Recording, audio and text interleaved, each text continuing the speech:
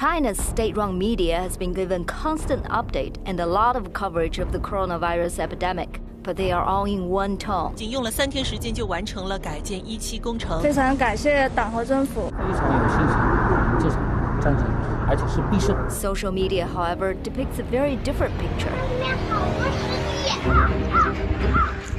现在我数一下啊，时代，1、2、3、4、5、6。到现在早餐也没有，医生也没有。3具尸体已经在这里躺了一个上午。现在每天的运输量和火化量是平时的4到5倍。相信咱们这些狗官。The CDC take into consideration the official number from the Chinese CDC might still be very severely underestimated.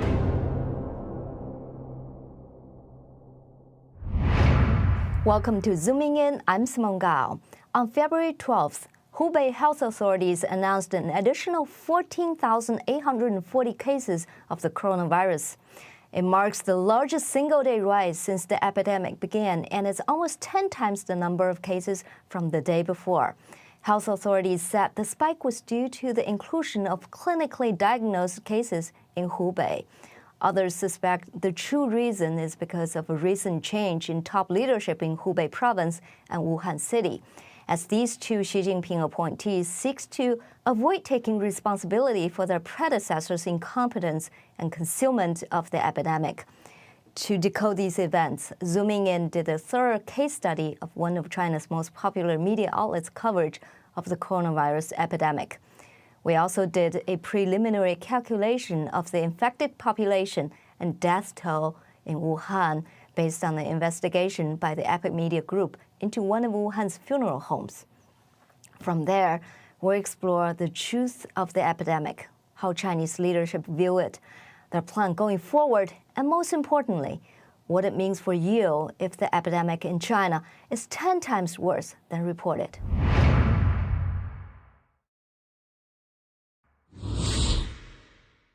China's Central Propaganda Department said on Tuesday, February 4th, that it would dispatch more than 300 journalists to Hubei province and Wuhan to report on the disease.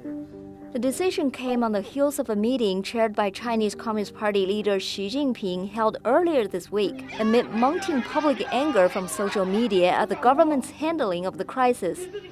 During the meeting, Xi emphasized the importance of enhancing the regime's control over online media. He directed that the media should tell moving stories of how people on the front line are fighting the virus to showcase the unity of the Chinese people. China's state-run news media started extensive campaigns immediately after Xi's remarks. On February 4th, Hunan Television, one of China's most popular cable TV channels, aired a 2-hour live broadcast with updates on the coronavirus epidemic. Spanned across 30 or so segments, the reports all take the same tone. We gave you a condensed version of what essentially that narrative is.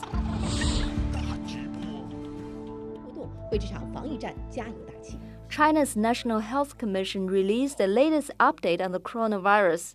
The number of recovered patients rose to 262.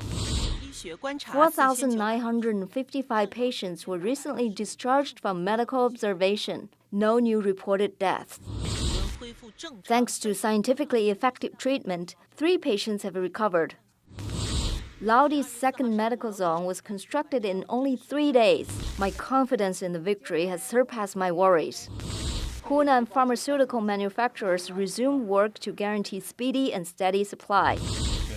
Xiangdi Technology rushes back to work, produces 20 automated nucleic acid extraction instruments per day. Changsha Province, vegetable supply is more than enough, 8,000 tons of transactions per day. Despite high demand due to the virus outbreak, market prices remain relatively stable. Governor Du Jiahao visited railway stations to review their work. As long as we follow President Xi's lead and guidance from the central government, victory will be ours. Hunan Wangwang Hospital, homemade disinfectant offered to neighborhoods free of charge. Also interspersed throughout the report were music videos eulogizing good deeds under the guidance of the party. Western audiences might find it ridiculous, but sadly, This has become a social norm in China whenever the government tries to deal with a public crisis. But is the propaganda effective? I asked the microbiologist and China expert Dr. Lin Xiaoxu. Do you think the Chinese government has been very effective in shaping public opinion? I think actually the public opinion was heavily influenced, shaped by the Chinese government's propaganda tactic, because to the Chinese government, it's very clear, even from Xi Jinping's directive, it's very clear the government put propaganda purpose on top of rescuing people. And Chinese government control all the media resources. So when people are being quarantined down at home or in hospitals, if all they watch just the government's official tone, all the so-called positive energy, then more people will become delusional. Coming up, social media tells a completely different story of Wuhan. The real death toll might be 8 to 10 times higher than the official number.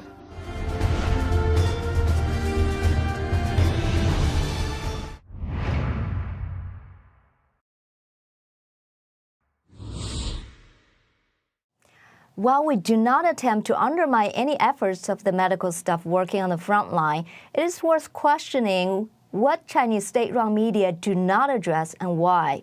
In fact, in contrast to China's official media, social media outside China that Chinese people have to circumvent the firewall to use depicts a very different picture. We selected the most credible ones with clear visuals that are self-explanatory. The Huoshenshan Hospital is one of 2 massive hospitals China's built to treat confirmed coronavirus patients with severe symptoms. According to China's official media, it is well-equipped and patient-friendly. But a construction worker's video reveals a different story, one that CCTV footage doesn't show. Each room has a tiny window for food delivery. Iron railings are installed on all windows. Doors can only be opened from the outside. People in the rooms cannot leave. The camera person proclaimed, "This is not a hospital. It is a concentration camp." Fangcang hospitals are the massive quarantine centers in Wuhan. Patients there show grievous footage of the center. 这就是所有的人，全部都睡在这个地方。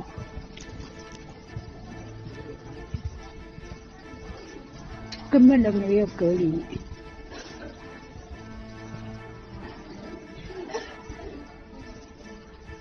一个隔离间都没有，这么多人，你说要洗漱，要上厕所，到现在早餐也没有，医生也没有。The Wuhan government released a notice about quarantining 4 types of people, which are people confirmed to have coronavirus, those suspected to have the virus, people with fevers who cannot be ruled out for having the virus, and those who have had close contact with people with confirmed cases. The way and the extent the Chinese authorities enforce the quarantine measures are appalling.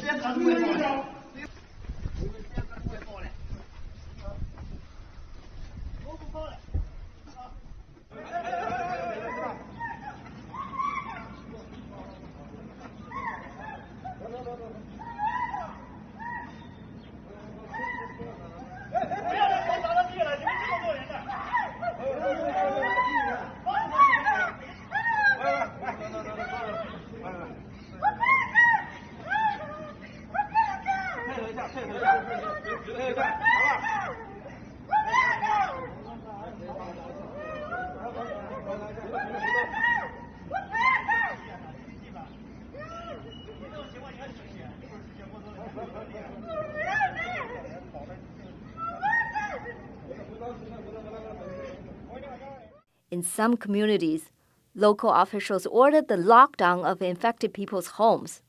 That is, to seal their doors and windows so they can't get out. Another type of video circulating on social media is footage of dead bodies in hospitals and dead bodies being taken away. The underlying question is, if we see death everywhere, does that mean the death toll might be much higher than we know? 3具尸体已经在这里躺了1个上午了，有的人已经是凌晨死的，到现在没有人来处理。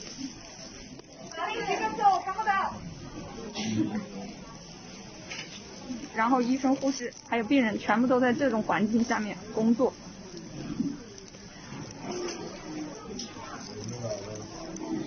这就是定点医院的现状，没有任何人管。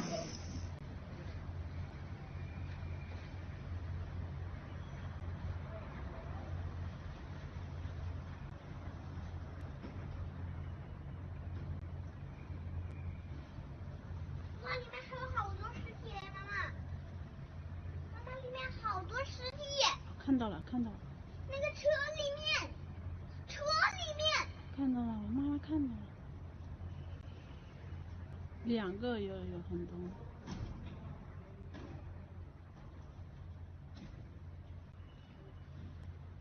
亲身经历啊，亲身经历，这么高的，这么高啊！刚才3个，现在我数一下啊，丝带，1、2、3、4、5、6、7、8，有8个。哎呦，这么多，真的死了。这是几天？就昨天是吧？哎呦，这死人这么多啊！这是病房不让我进了，他在往这搬尸体呢，往这搬尸体。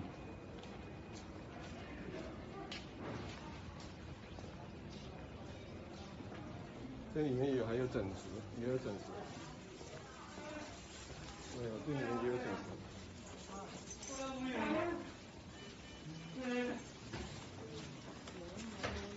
哎呀，对不起。哎呦，这你家什么人呢？父亲。哎呦，我的父亲。哎呦，啊，你们这边有个1万块钱的，我的中完全是啊是。完了我家的。完了，估计不上来了，已经没有啊，生命特征。不说了，叫了。没有生命特征了没？这个又完了，这个完了，这个又完了呀，这个又完了一个呀。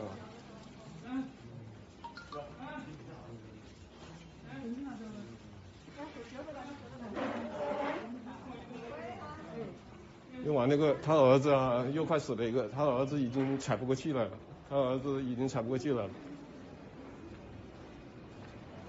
那个刚才3个，现在几分钟？5分钟了，现在已经8个了，又来了一个，来2个。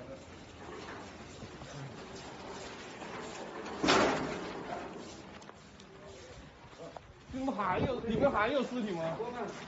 还有啊，这么多！哎呦，这家这也太多了呀，这样还在搬，这尸体还在搬。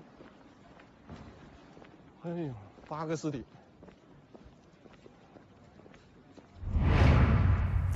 The most alarming evidence is a phone call Epic Media Group's undercover investigator made to one of the crematoriums in Wuhan on February 4th. The conversation shows a simple yet heart-wrenching fact. The math simply doesn't add up. The actual number of bodies being cremated doesn't match the government figure by a large margin. Here's the highlight of that phone call. 就是目前的工作量，你们现在感觉到怎么样？还可以完成，对吧？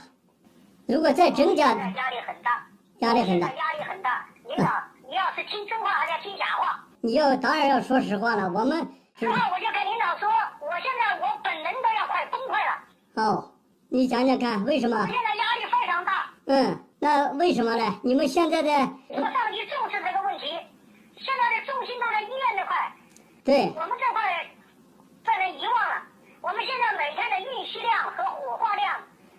平时的4到5倍。我们的人员从春节前到现在，人头上没有休息。哦，就是。而且还得不到人员的补充。那你现在说4到5倍是一天，像昨天你有多少？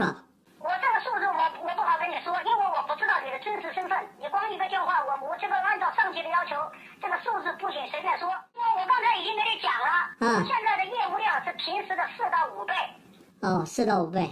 那你这个业务量是从什么开始？你是从什么时候开始有这么紧张的？从腊月的29，这个数量就不断在上升。你说的就是说已经达到最高峰，腊月29应该是元月23吧，23还是22号开始人数就感觉不对头了，这个人数就上升了，有点猛了。哦，那你们现在是这个每天是3班倒吗？不叫3班倒，领导，哪有人3班倒啊？我现在能够排2班倒都不错了。哎呦，我在这个地方已经是每天能够睡上2、3个小时，已经是很幸福的了。哎呦，那是你们辛苦了。那现在你看，如果说给你们增加人员的话，需要多少人可以满足目前的这个量？增加人员。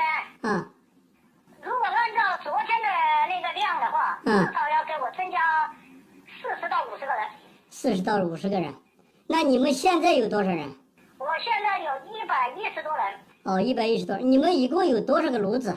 我的炉子设备共有18台，但是能够使用的只有11台。11台。能够使用的只有11台。那你这一个？为什么只有11台？就是他妈的一帮人去年我本来招标搞的，最后呢让一帮他妈的反腐差点我们坚决支持，但是不能他妈的那一帮人无视是妈的这是算了，我不想跟你多说了。你这样，搞到我们设备没有。哦。我们基层那底下难了。那你那些11台可以工作，那是不能工作的是坏了吗？还能不能修？有的坏了。有的是完全不能修了。前天好不容易通过市指挥部从外地找了2个维修工过来，你知道现在封城。我跟你说，我马上派人来给你维修炉子啊！你现在是需要什么？我问你，你现在需要什么？除了需要人40几个人，还有什么？需要人。我现在叫他人，我的人太疲倦了，太疲乏了。对。完全得不到休息。你刚才还说3班倒，我现在2班倒都做不到了。哎呦，那你这2班倒24小时，那就一班就得要10几个小时啊！我的人员都没回家了，领导啊！哎呦，那你现在一个人一个炉子要几个人看？是一个人看就行了吗？我一个人要管几台炉子。我火化工加上维修的总共才是12个人。那你刚才不是说你有100多个人吗？100多人，还有些女同志。我现在车队那边，我9台车，每台车配4个人，2班倒。领导你算算，我全管的男同志全部去接运尸体了。那你一台车能当？同志都去搞调度、接电话、消毒。那你一台车一次能拉几个人啊？以前一台车拉1个人的。现在呢？我们现在把里面的隔的那些东西给拆掉了，最少拉2个。然后把我的那个以前不是殡葬车的中巴车，把椅子卸掉，一次拉7、8个。哦，这样的话，那你11台炉子哦，那你这11台炉子那是少了一点。那1台炉子，那处理一个尸体需要多少时间啊？50分钟。50分钟，哦，那能不能缩到半个小时？这个能不能缩短？缩不了。那你有些地方说是45分钟，40多分钟就可以了吗？那我不知道人家的设备是怎么回事。哦，你们的50分钟。烧到50分钟。对，50分钟，那也是够忙的了。哎呀，那你这个真是够忙的了。我不是说我都要崩溃了，就是这样。那你原来正常的情况下不需要晚上值夜班的嘛，对不对？以前按照武汉市的习俗，12点钟以前要落帐。所以说我们就是从一大清早上6点多钟开始上班，对，火化，到中午就不干了。哦，对。现在的情况是怎么样？我告诉领导，遗体接运起来立即火化不停。哎呀，那真是现在更忙。还有一个，那你现在每天能不能现在拉来的能不能完成？有没有积压下来放到第二天做的？火化的、积压的这个情况还不是太严重。主要是那个遗体在医院的，我们接应不及时。哦，就是车少。后来那个什么，我们武汉市的狗屁书记马步强，还说什么让我们在1个半小时把遗体拉完，拉得了吗？让他书记去那拉一下试一下。哎呀，那是因狗屁官僚主义。那至少这个你们书记应该。现在给我们下指标，让纪委的督查我们。医院病人死了以后，要我们1个半小时以内把遗体拉走。对，那是。能做得到吗？那你叫他派车来啊！你叫他派车拉过来嘛，你们负责烧嘛。我们没人要车没车。那你叫那个书记，你说你给我拉个人过来。是书记。我们现在主要是人力的问题，车给我增加这3、4辆都可以了，我的人现在受不了了。人给你增加40、50个人。1小时，人不停的去搬运接人。哎呦！我们现在所有的人去男同志全部投上去了，只要人他妈的人动的都上去了。对呀，你知道他们其他几个殡仪馆情况怎么样？只会比我差，不会比我好。哦，你跟他有沟通吗？有沟通啊。你最近跟哪个殡仪馆沟通过啊？我跟汉口殡仪馆沟通过，他现在的业务量比我还大，他的压力比我还大。除了这个医院之外，有没有这个就是社区直接给你们拉来的？有些倒在路上的，他就不一定去医院了，对不对？有。前几天我做了个统计数据。我们最近这个就是前几天数据啊。数据不代表这几天。这几天医院的就医情况有所改善。前几天我做了个统计。38%是医院接来的。61%是在家里死亡的。所以说这个就医的情况很不好，前几天。对。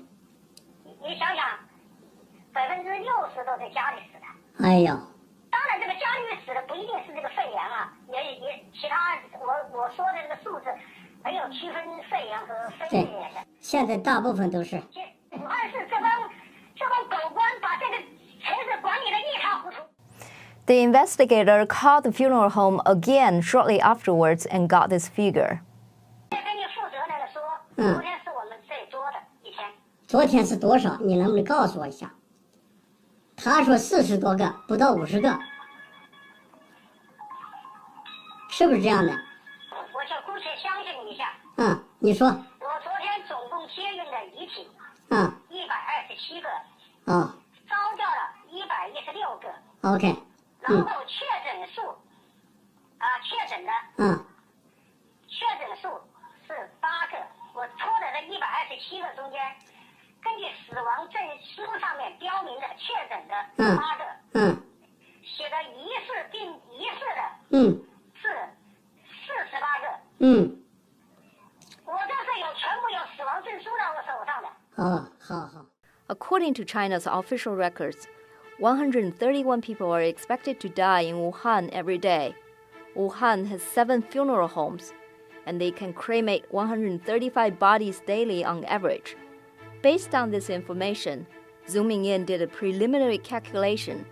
We concluded that since January 25th, 2020, when the funeral workers said the number of bodies arriving at the funeral home started to rise, roughly 470 people died of coronavirus every day in Wuhan. From January 25th to February 12th, over 8,000 people could have died from the disease in the city. On February 12th, the Epoch Times reported that funeral service teams from multiple provinces were going to Wuhan to help transport and cremate corpses. These teams held ceremonies before leaving, where they held up banners that indicated where they were from and what their mission was in Wuhan. At the Center for Disease Control and Prevention press briefing at the National Press Club in Washington, D.C. on February 11th, I asked the CDC Principal Deputy Director, Dr. Anne Shackett, these questions. Simon Gao with Zooming In NTD TV. Some of the people have already touched upon this, but I just want to dig a little deeper. So when CDC make assessment of the epidemic, does it take into consideration that the official number from the Chinese CDC might still be very severely underestimated because, for example, the Chinese medical officials admitted that medical personnel admitted that the diagnostic kits they need to use to test the patients are very limited, only 10% of what they actually needed. And also we did an interview with one of the funeral homes in Wuhan City two days ago, and they said they have been absolutely overwhelmed. And they've been basically working 24/7, and 60% of the bodies they cremate are actually from home. 30% from hospitals. Obviously, those 60% of the bodies are not counted in the official number. So that's one question. I mean, is it still very, very severely underestimated? And question number two is regarding the quarantine center in China. We know China has this policy right now. If you have a symptom, it doesn't matter if you get a flu or anything else or coronavirus, you are forced to those quarantine centers. We have seen footages of this Fangchang quarantine center with 1,000 beds, like very close to each other. So my question is whether those will actually increase the possibility of cross-infection, or is it an effective way to control the spread of the epidemic? Thank you. Yeah, thanks. Those are both really, really important questions. We absolutely assume that the reported cases are an underestimate. The early exportation of virus to a number of countries was used by mathematical modelers to estimate what the total cases must be. If we knew of 41 cases, but this many countries were seeing cases imported among travelers using the known numbers that travel, there were some estimates of under-reporting. And, it's a mix of not hiding cases, but really trying to keep up either with the mild cases or, as you say, now that the disease is so common that the laboratory capacity can't keep up or the kits aren't, there's not available kits. So we absolutely assume there's a much greater number of cases. And China's actually reporting what they call suspected cases, ones that haven't yet been tested. And then that's typically, how we assess outbreaks and emerging infections. Your question about the quarantine center, theoretically a quarantine center should be people who have no symptoms, who are being observed to see, because you think they're higher risk than others because they've been exposed, you want to observe them, and at the first sign of symptoms, you want to move them out of exposure to anyone else so that they can be isolated. The concern about putting people who may be ill together could be a problem in terms of acquiring the infection. People who go in for something else like influenza or measles and then come down with the novel coronavirus. So that's why the circumstances of isolation are so critical. It's one of the reasons I believe that China built those hospitals with individual rooms so that they could keep people they knew were sick separate from others and safely care for them. But the ability to surge for a very large-scale outbreak can be challenging for anyone. I also asked Dr. Lin Xiaoxu what it means for the rest of the world if the coronavirus epidemic in China is actually much worse than the Chinese authorities lead us to believe. So that's why, from this simple calculation, we can tell the situation is at least 10 times worse than the government exposed to the world. So that's why we really worry about the situation in Wuhan.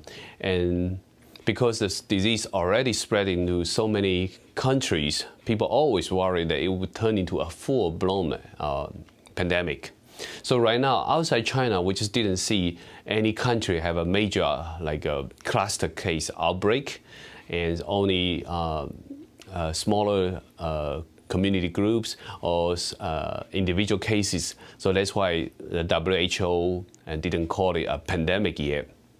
But it definitely has this potential to develop into a full-blown pandemic, especially if the Chinese government conceal the information and we know more than probably 10 times more people got infected. So definitely more people are still being infected. More people can travel to different places inside China, and more people maybe even go to other countries. So that's why these data shows the potential for these outbreak to develop into a full-blown pandemic is much higher than the world knows. But this is in China. Even if the situation is much worse than we know, would it pose imminent danger to the rest of the world, considering Wuhan and Hubei province are basically locked down, and many countries have implemented travel bans for Chinese nationals? I think actually the whole world need to be very cautious about this outbreak because in many countries that are bordering with China, for example, Vietnam's, Turkey's, and even Afghanistan, many of these countries, they don't have a good public health systems. So many of the countries around the world, not like United States or UK or other well-established, well-developed countries. And so those countries, if you got some people infected, some imported case from China, then it's a whole big disaster for the region. So, even for Latin America, so many Chinese people may travel to Latin America too. For Africa, for example, Cairo is one of the biggest airports that will receive many Chinese people. And many of these countries did not completely close down their airlines flying in and out of China, right? So that's why it's still a huge risk for the whole world. If any of the developing countries got a severe cluster case happened in their countries for this Wuhan novel coronavirus infection, then in these countries it could quickly turn into an epidemic, and it can spread in a very uncontrollable fashion. As far as I know, the Chinese authorities have not allowed U.S. officials to go with the WHO staff into China to investigate the epidemic. Why do you think they won't allow U.S. experts to go? I think fundamentally because Chinese government still regarding the public health crisis as a state secret, and they still think the top priority for the Chinese Communist Party is to keep the so-called social stabilities. So they keep broadcasting these, they call it positive energies, telling the world, telling Chinese people they are doing great.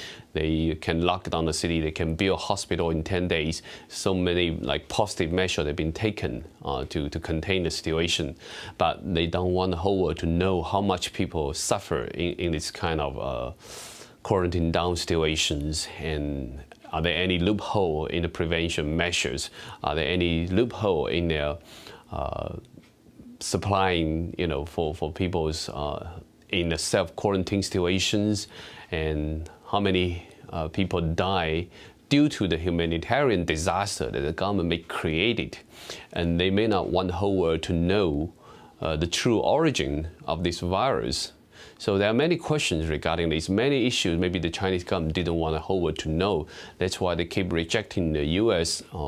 Infectious disease experts or disease prevention experts to go into China to investigate this situation. But I think the whole world should actually demand stronger to conduct independent investigation, or at least joint investigation. But why do they allow other experts from WHO into China? Okay, that's because WHO is basically a political organization, and even though it serves the public health purpose, but its leadership has a close tie with Chinese government, and also its mandate only asks the WHO to work with the government agency or government entity that they recognize. Even in Syria, in such a civil war situation, WHO can only work with Assad regime. They cannot with the rebel group. And so in WHO's operation, when they can work with Chinese government, they cannot work with Taiwanese people. So that's why it's a political organization. They cannot criticize Chinese government. So when they do the investigation in China, of course, Chinese government's opinion or Chinese government position will heavily influence what they can tell the world. Coming up, the Chinese New Year holiday has ended. Xi Jinping forced the business to open. Could that cause a second wave of the outbreak?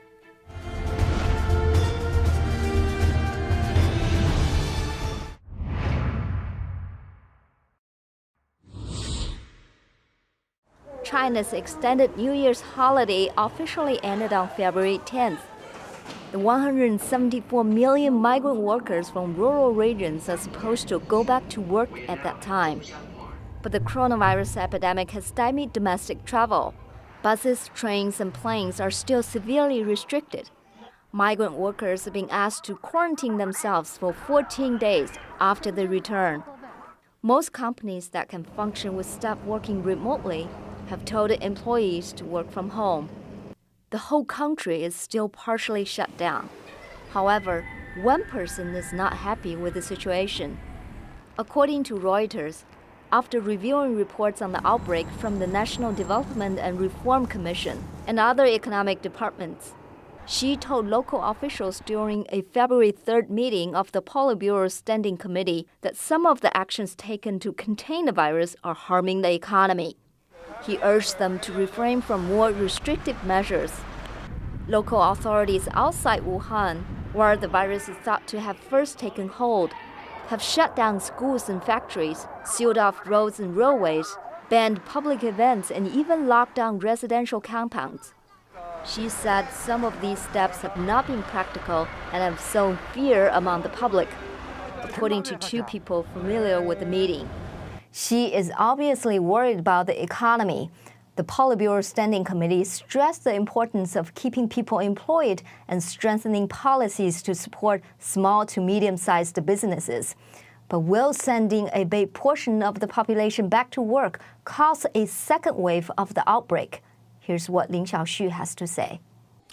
Yes, I seriously concerned that this might trigger another wave of outbreak inside China. So on one recent report by Dr. Zhu Nanshan, the leading expert of disease prevention in China, and in this report he mentioned, so among 1,000 patients, 1,000 people infected with this novel coronavirus, and the mean age range for these patients is actually only 47 years old. So that means a lot of the young people, a lot of adults, they are actually got infected. This is very different from the seasonal flu. Usually you see, kids and then, senior people got infected, right?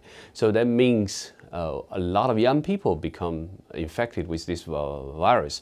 So for people who go back to work, and so majority of people are, within this age range of 25-year-old to 60 years old. So they are can easily to become infected by the virus.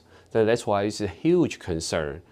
And if Chinese government, under the economic pressure, they have to let people back to work, at least they should have additional measures to help people prevent the infection. But right now, it's just like many of the region, under the political pressure, under the government order, they have to resume back to work. That's why it's very worrisome, and many people don't even have enough supply of masks. So how do you prevent another outbreak in other cities in China? So I'm worried a lot about this decision. The coronavirus epidemic has not yet shown any sign of winding down. A recent survey conducted by Tsinghua University concluded that about 85% of small to medium-sized Chinese companies can survive for only 3 months if they can't resume work due to the epidemic. Will China's economy crash? Will China be hit with a second round of the outbreak? Or will both or neither of them happen? Stay tuned. Zooming In brings you insights into the epidemic you can't find anywhere else. I'm Simone Gao. Thanks for watching and see you next time.